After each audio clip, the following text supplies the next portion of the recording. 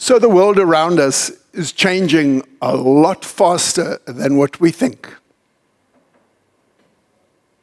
We saw here what happened in Durban over the last couple of weeks. It is happening to us. It's not very far from home, and it's having a monumental effect around the world. The weather is creating havoc. We've seen, even in Saudi and a number of other Arabian countries, where there are deserts, where there are a number of floods over the last while. We've also seen around California and other places in America and around the world where there are huge droughts, dams drying up. The world is changing. COVID. Yeah.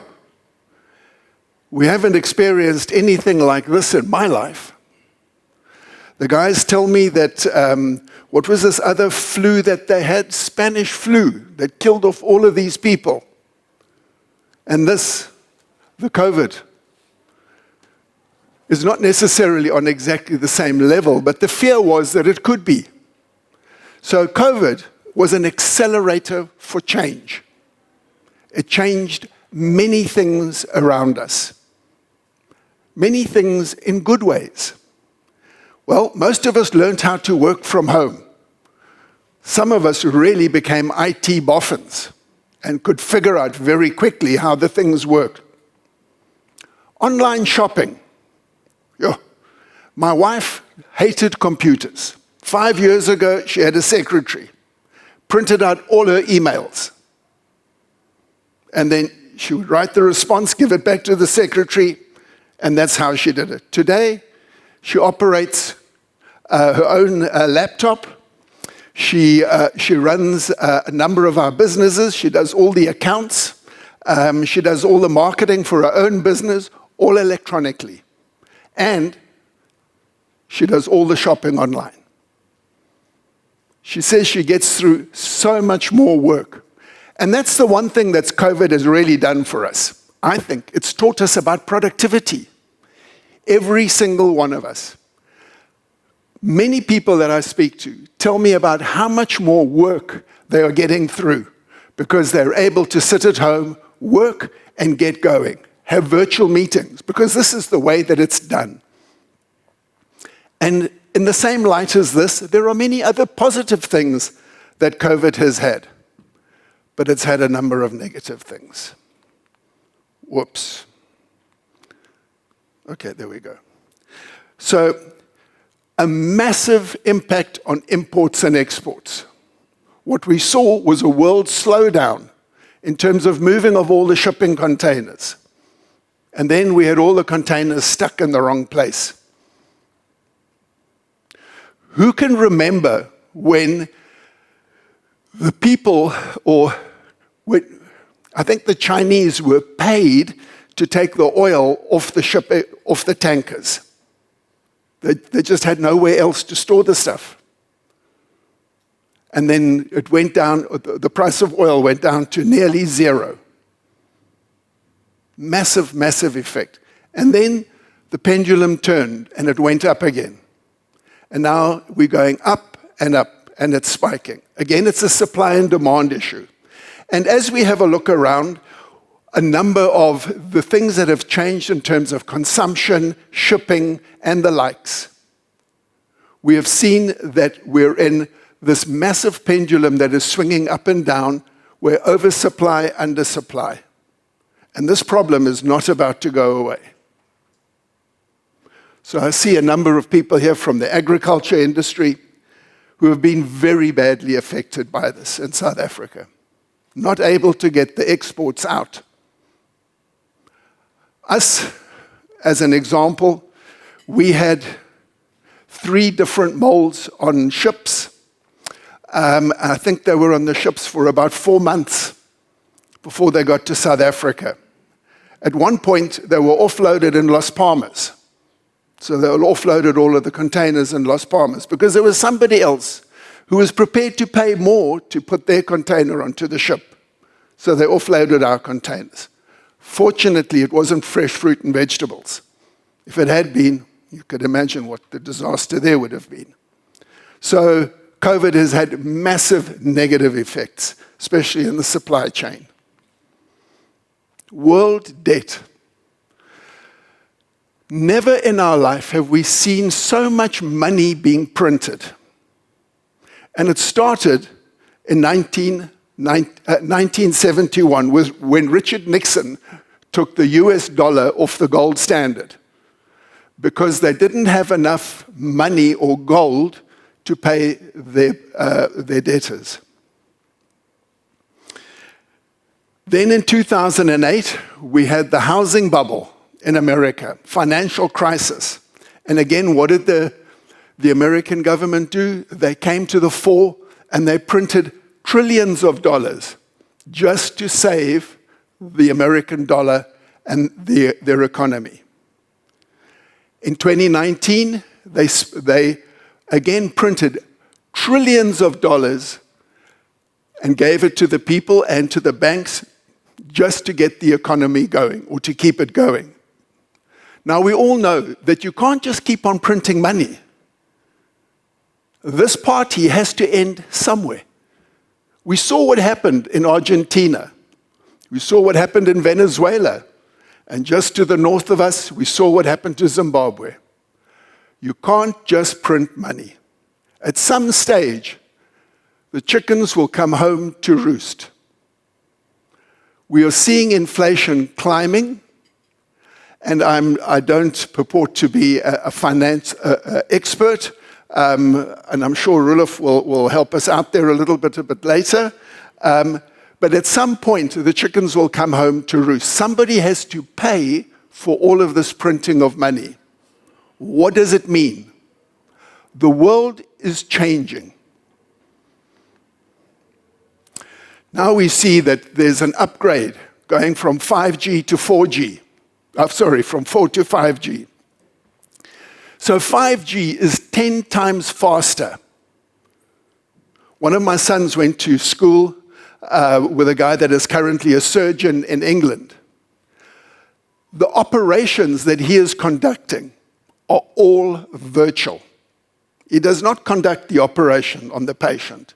He's sitting in the room next door and doing it virtually, a surgeon. It's happening today. This technology of the speed of information, it will lead to some phenomenal developments to come. We'll talk about some of them just now on the IT side.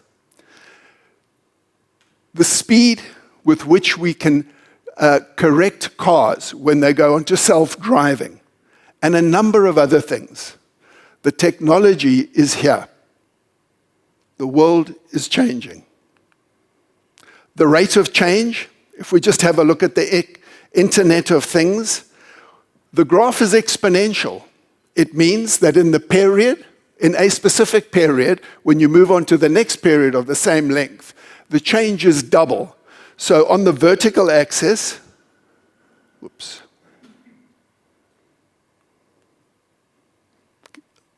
Okay, so on the vertical axis, we've got billions of dollars, and on the bottom axis, we've got years.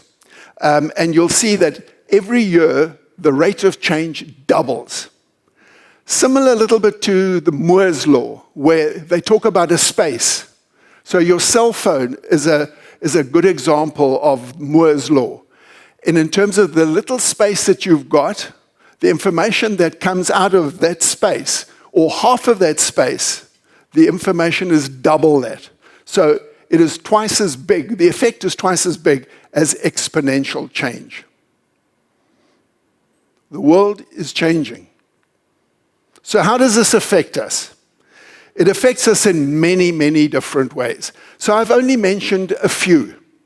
There are many other speakers that will come after me that will be able to highlight in their specific area of expertise what the issues are that we can be looking forward to, the things that will change in the future.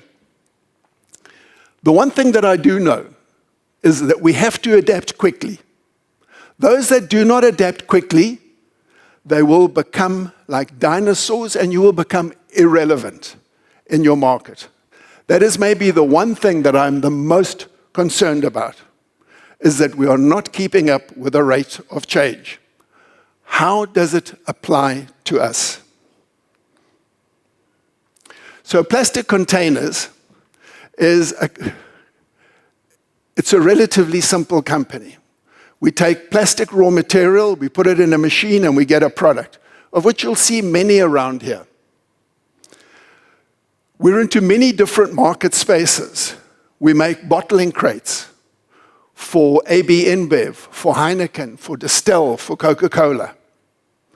We make jumbo bins, the large jumbo bin. There's a half a jumbo bin over there. There's 2 larger jumbo bins over there. We have 6 different molds to make different products. And each mold, there are different variants. So there are many solutions in each one of these. We also have a number of smaller harvesting crates.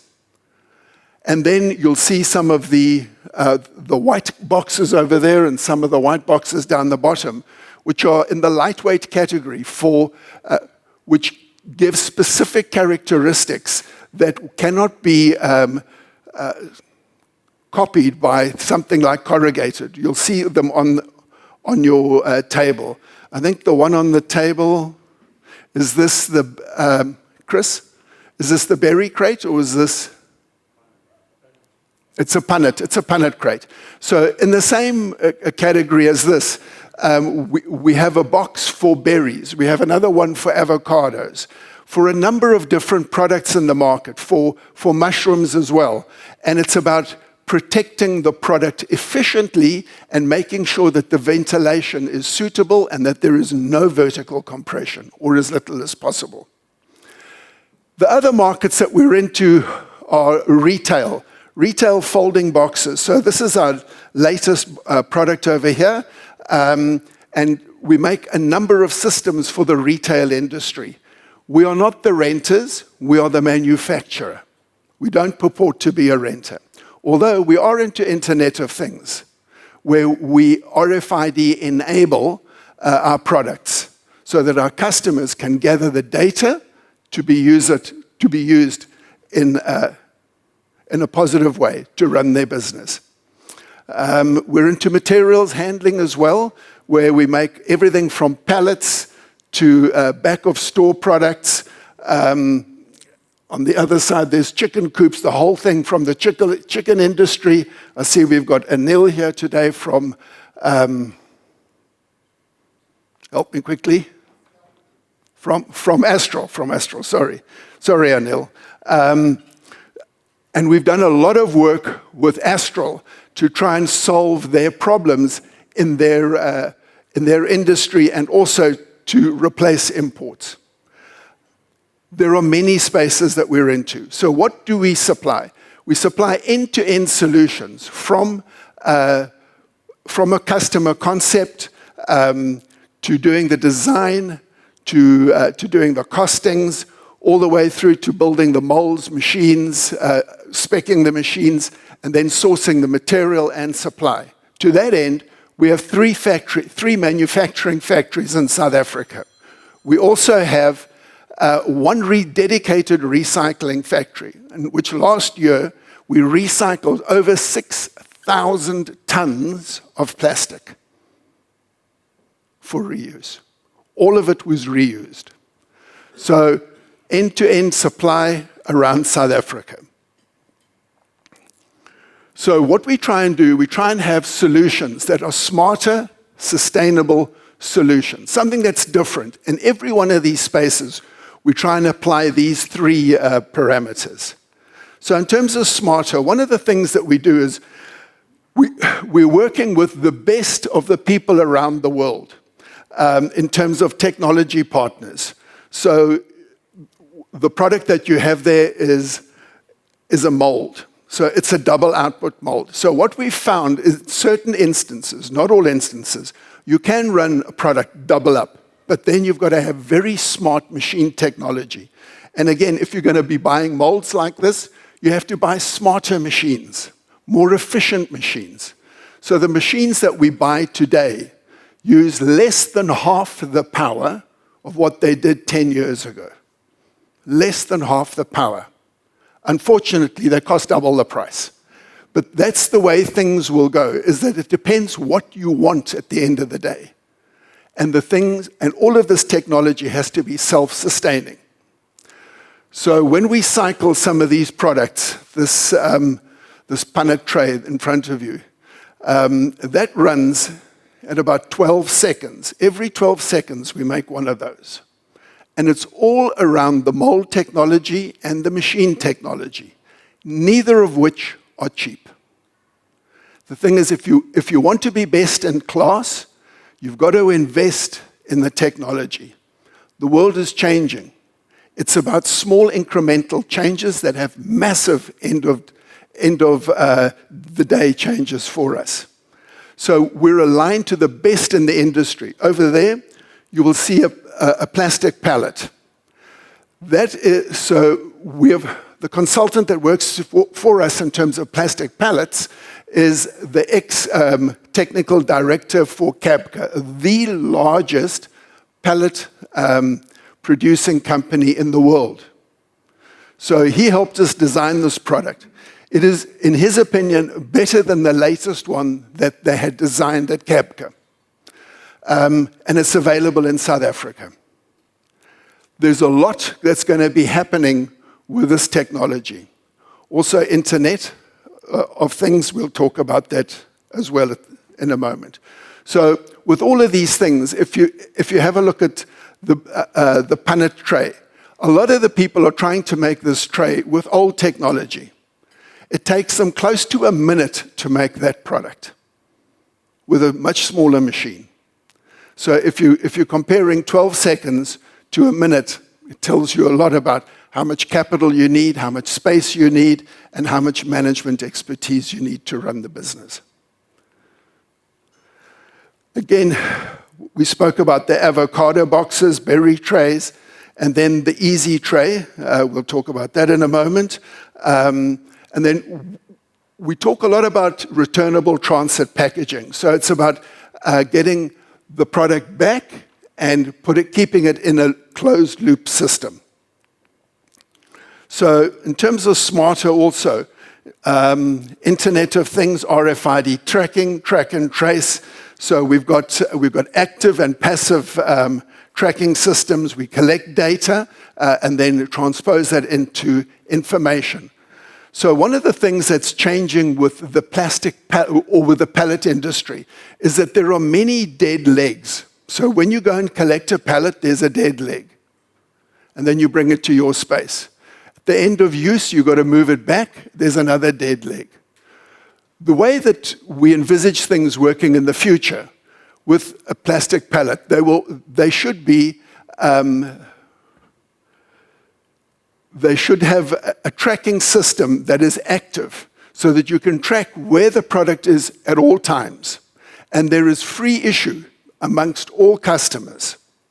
And that eliminates the dead legs, and ultimately we have a lower cost of use. But Gavin, I'm sure, will talk a lot more to us about active and passive tracking of pallets. This is the product that we've been working with Anil at Astral.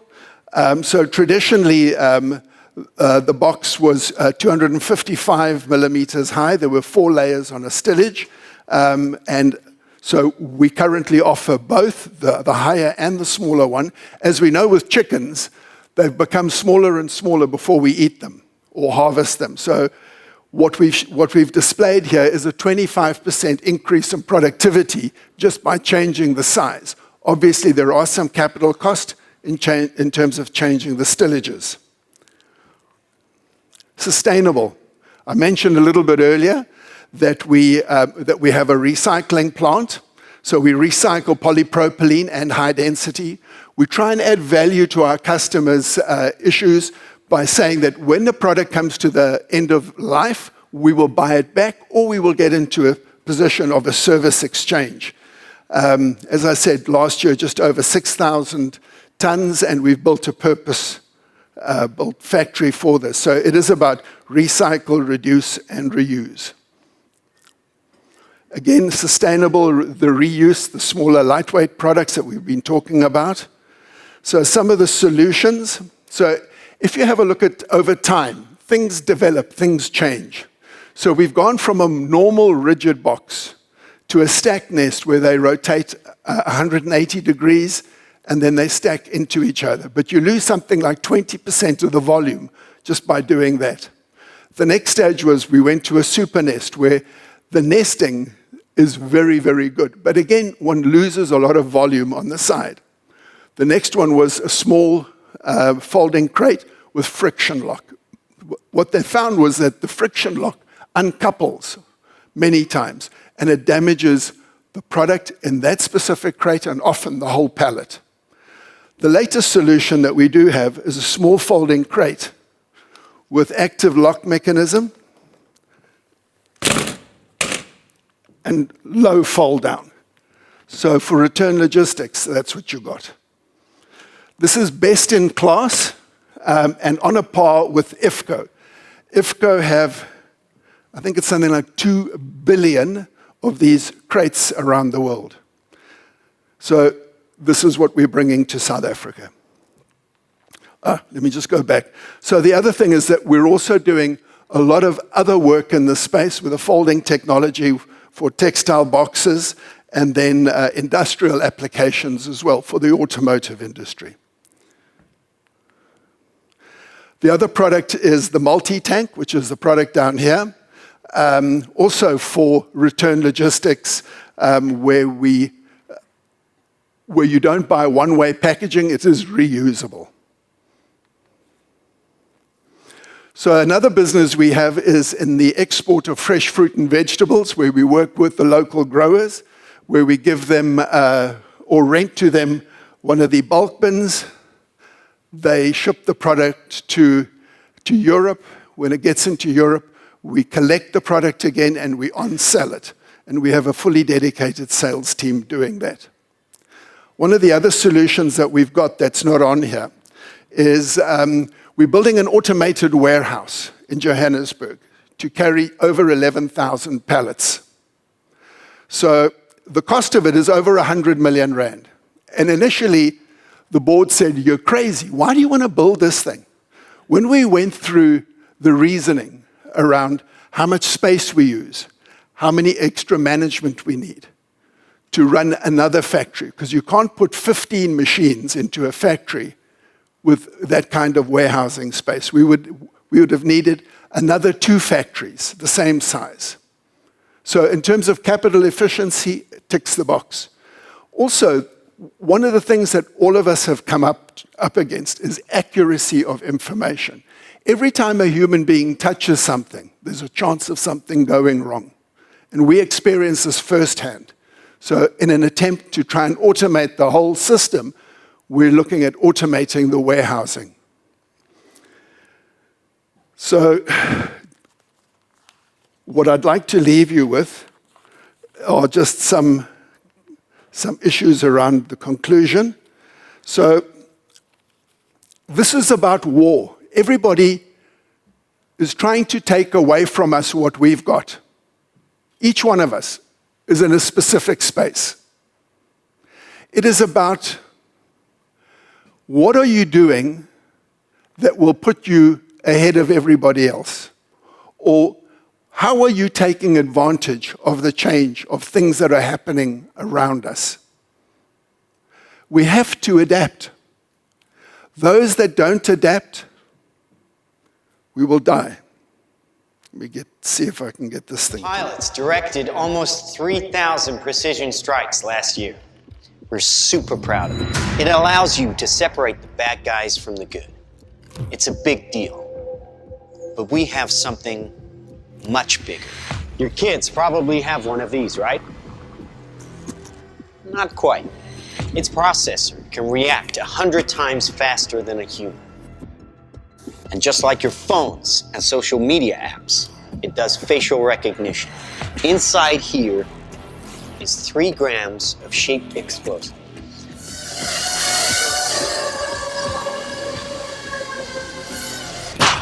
They can penetrate buildings, cars, trains, evade people, bullets, pretty much any countermeasure. Just characterize him, release the swarm, rest easy. You can see high windows, very small, precisely punctured to gain entry to the building. A $25 million order now buys this.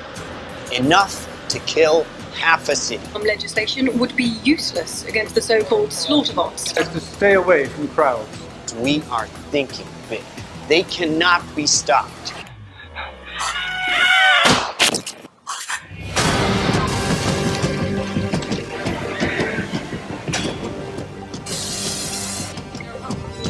When you can find your enemy using data, even by a hashtag, you can target an evil ideology right where it starts.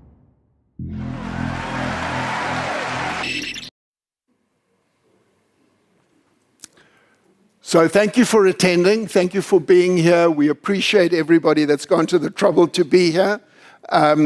The people that will be coming after me are much more knowledgeable in their field, so we look forward to their inputs. Thank you very much.